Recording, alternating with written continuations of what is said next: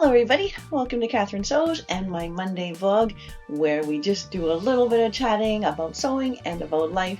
It's great to be back here in my cozy corner after almost 3 weeks of being away. If you watch my videos, then you saw my pack with me video this past weekend, but if you watch my Monday vlogs, then you know that I filmed that way ahead of time and the trip was well underway when that video came out. In fact, I might have already been home when that video came out. So now I'm back and I have to say the trip was just fantastic. So 15 women met me in Montreal. We did so much. We had great food, went to really fantastic exhibits, and we did some great thrifting. We really bonded nicely as a group. It was a really, really good group. But I'm going to film all about that trip, and hopefully that video will come out on Wednesday. So I'm not going to go into it too much today, but on Wednesday I'll show you all the pictures and tell you all about it. Suffice it to say for now that it really was a great trip, and I'm so glad I had that experience with these 15 just great women. So today in the vlog, just to kind of catch up, I want to show you a couple of the things that I bought there and kind of tell you what my plans are for this week and just basically have a little catch up. So I did record one vlog when I got to my hotel room in Montreal. In that vlog, I showed you 2 pieces that I did thrift in Toronto before heading to Montreal. So those pieces have been great. I've been wearing the black linen shirt a lot. I love that. And then the jacket I washed in Euclid, which is that liquid that's so nice for wools. And I like that so much because you don't have to rinse. Like, it really makes the whole process of hand washing something so nice and easy. So that it now smells so nice. It's been refreshed. So with that jacket, I want to add in, like, I want to make the pockets real pockets, right? So that's one video that'll be coming up. I don't know when, but hopefully soon. One other thing that I thrifted on that trip, I thrifted this sweater in Montreal. I just like the colors, and it's sort of cozy and cottony. Even though it's got all those colors in it, it's kind of, plain. So I thought I would do a little reverse applique on this one. So I've been playing around with ideas for reverse applique, whether it's a word or flowers or random shapes or I don't know what, but I'm getting closer to having the idea for this one. So I wanted to use just like scraps of sweaters, like from past projects. I even have a few circles left from when I did a sweater before that where I appliqued the little circles on. I don't know. So I'm working on an idea for that one. I'm also still determined to take those 2 crew neck sweaters that I showed you before, and I want to put those together into a hoodie. I think that's what the next tutorial will be. So that tutorial, fingers crossed, will come out on Saturday because I've been wanting to do that one since before I went away. So that should be next. And then this probably won't be a video, but I thought I would commiserate with you. My husband, bless his heart, he's a mountain biker, which is why he hurt his back a while ago, but his back is so much better. So that saga is done with. But when he wipes out on a bike, he wrecks his clothes. So look at his sleeve. Like, what the heck is that? So he just said to me, like, can you fix my sleeve for me? So, you know what, if you want your clothes to last, maybe don't ride your bike up and down a mountain in them. But so, I don't know. Do people come to you with crazy things like this? Like, anyway, I'll probably just whip that up with my serger. It's not going to be pretty, but I just kind of wanted to show you because you probably can relate. Like, when you have a machine and some sewing skills, people come to you with like the weirdest things. So that is my next weird thing that I'm going to just fix up for my husband. I just thought that was funny. And while I was in Montreal, I bought 2 new items, which I almost never do, right? I probably buy 5 or 6 new pieces a year, but I bought 2 new pieces when I was in Montreal. But they kind of tick one box for me, is that they were small local companies. In fact, one of them, the store was named local, and everything in the store was made by local designers, local companies. So look at this adorable t-shirt I got. So that is it. The company is called Girl Crush. So it's a company out of Montreal. And so I just thought that was really cute. I don't really love like big logos on things. So their logo is here, right on that building. It says Girl Crush. It's got the bear riding a bicycle. And on the bear, he's wearing a sweatshirt that says Montreal. So I just thought that was a really cute souvenir for me. And I liked supporting the local shop. And the young man that worked there was just so lovely and fun. So that was nice. And then right down the street, and this is all in Old Montreal, I bought this. Right down the street was like a more like posh store. They had these awesome, like so many different prints, but these awesome silky pajama-ish palazzo pants. Look at that. Isn't that beautiful? And on the back, there's like a couple of sloths, which I just thought was so cute and so funny. On the front, I guess, what are those, pheasants? And I just thought those were spectacular. I'm hoping to go in March to visit my friend in Puerto Vallarta. So I thought, okay, these will be perfect for the trip to Puerto Vallarta. They've got pockets, like they just need a little bit of a hem, like an inch taken off the bottom. So that was a nice little find. And again, supporting a little local shop in Old Montreal. And then we went fabric shopping in Montreal to a place called Tissu Saint-Hubert. I don't know if they say Saint-Hubert or Saint Hubert. I don't really know, but that's a great fabric store in Montreal. It's on Saint-Hubert or Saint Hubert Street in Montreal. And there was a whole strip of fabric stores and like sewing supplies. But of course, you're always pressed for time. And so we just got into one. So in this fabric store, they had like really beautiful high-end fabrics. Like everybody was going nuts just looking at all of their like quite expensive fabrics, but stuff you just don't find anywhere else, right? So I, of course, had to buy a piece, but look what I got. It's like tulle, but soft tulle, but it's printed. I don't know if I've ever seen a printed tulle. And the print is not like pretty dainty little flowers. It reminded me of Alexander McQueen in that like it's not pretty, right? It's sort of cool and edgy and almost like dead-ish flowers, like spiky. And I don't know. It's just it really captured me. But then when we put it over this pink Bemberg lining, it sort of softens the print and brings out some of the colors in there. I was just gobsmacked. I just love it so much. And then the man that worked there, his name's Omar. He was just lovely. He liked having all 15 of us running around his store. He showed me a picture of this fabric being used in Dior's recent collection. And well, of course, that just sold me. I had to have it then. But I don't know. I mean, it's the picture is like a fancy ball gown kind of thing. Like, when am I ever going to wear that? But I started thinking of what I would wear in it. And I know it sounds crazy, but I think I might make a shirt, which who ever heard of a tulle shirt? But I think with the sleeves sheer, the body lined in the pink, I think it would be really stunning and like just soft open sleeves and like button and collar shirt. I think I would wear that like a million times more than I would wear a ball gown, right? So I think that a shirt could really show off the print nicely. I don't know. That's where I'm leaning with that. If you have other thoughts, let me know. I just think it's beautiful and I'm going to have fun with that.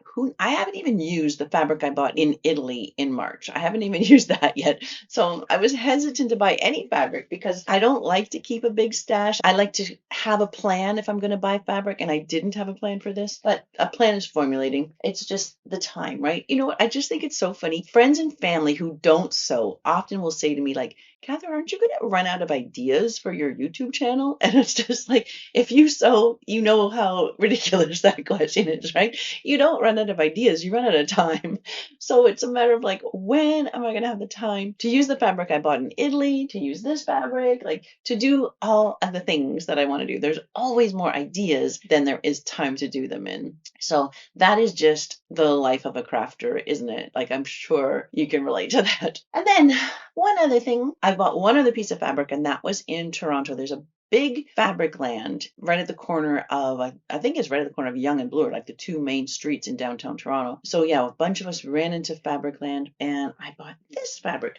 And again, it's a mesh, but this one's a stretchy mesh. And so I think I might do something similar to that butterfly mesh shirt that I made like maybe 6 months ago. It's just, I kind of like this. Well, I love these colors, but I also like the look of like a sheer sleeve and then the lined body. So similar theme to this Dior fabric, but this one would be a button and collar shirt, and this one would just be like a pullover top. So I could whip this up on my serger really, really fast. So my capsule wardrobe worked out great on the trip. Like, I had no shortage of outfits to wear. I just enjoyed wearing every single piece that I brought. However, and you might have guessed this, I did bring too much, right? My suitcase was so heavy. And at the end, I carried those 16 tote bags to give out when we arrived and met all the fellow travelers. So that lightened up my suitcase. But then, you know, as soon as I bought those first two thrifted pieces, that space was just taken up again. So I really was limited in the space that I had, and it was just heavy. So I think next time when I'm packing, if there's 8 days to a trip, I'm just going to take 4 outfits and repeat, right? Mix and match and break it up. I had just so many outfits, so many possibilities. And although that's a luxury, it's not a necessity. So I will lighten my load for next time. And speaking of the next trip, that's going to be London. And I'm so excited about that trip. The registration is not open yet.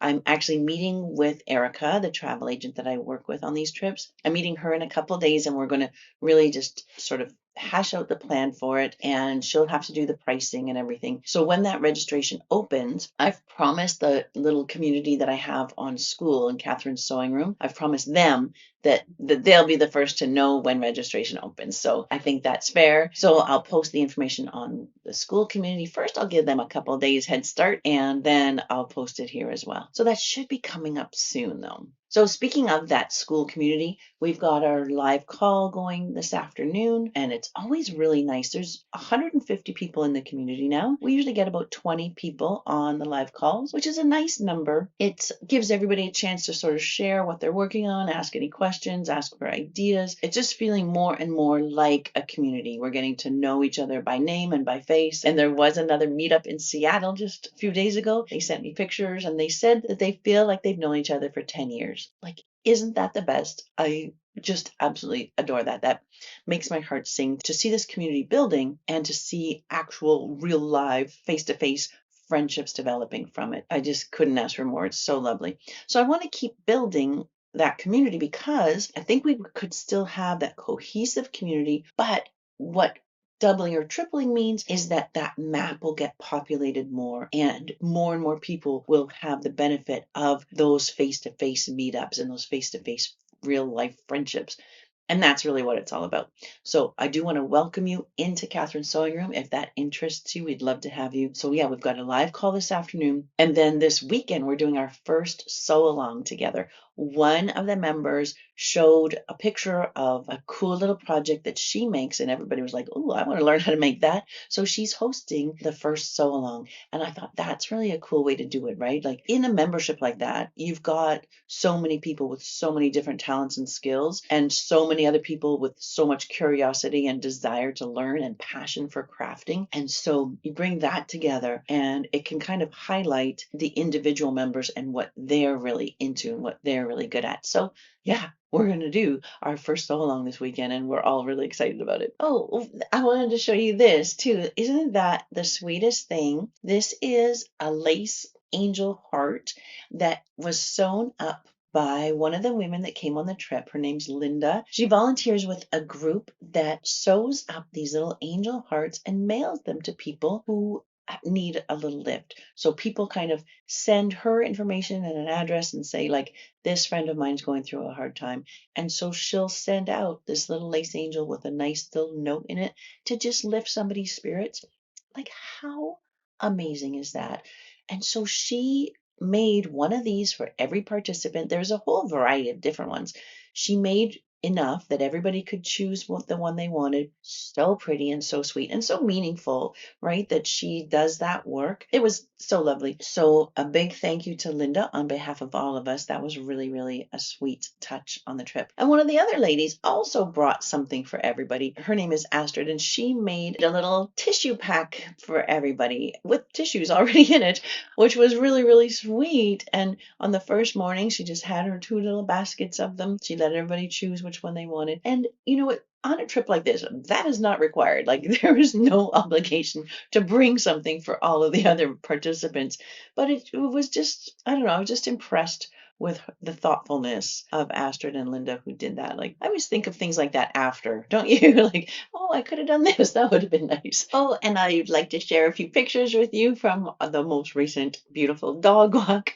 My husband and I took our dog Timo for a walk along a dike that separates some beautiful farmland from the ocean and a port. So it was just a beautiful walk. It was cold though, I gotta say, like it definitely felt like the beginning of November. So I didn't dress properly for the cold, so I had to wrap my head up like in a babushka. Still, even though I was so chilly, it was really lovely to be back in nature. There were so many birds, like there was a whole huge flock of snow geese. They're going through their migratory patterns, and so they were like just massive flocks of these snow geese. So they kind of took off, and they make the most beautiful formations, kind of just like a school of fish where they move together. So they lifted off and moved to another spot, and then all of these ducks suddenly took over the spot where the snow geese had been. And so we were just fascinated watching this beautiful ballet of these birds, and so fascinated by it, in fact, that we hardly got any pictures because we were just standing there awestruck by what we were seeing. We caught a few little pictures here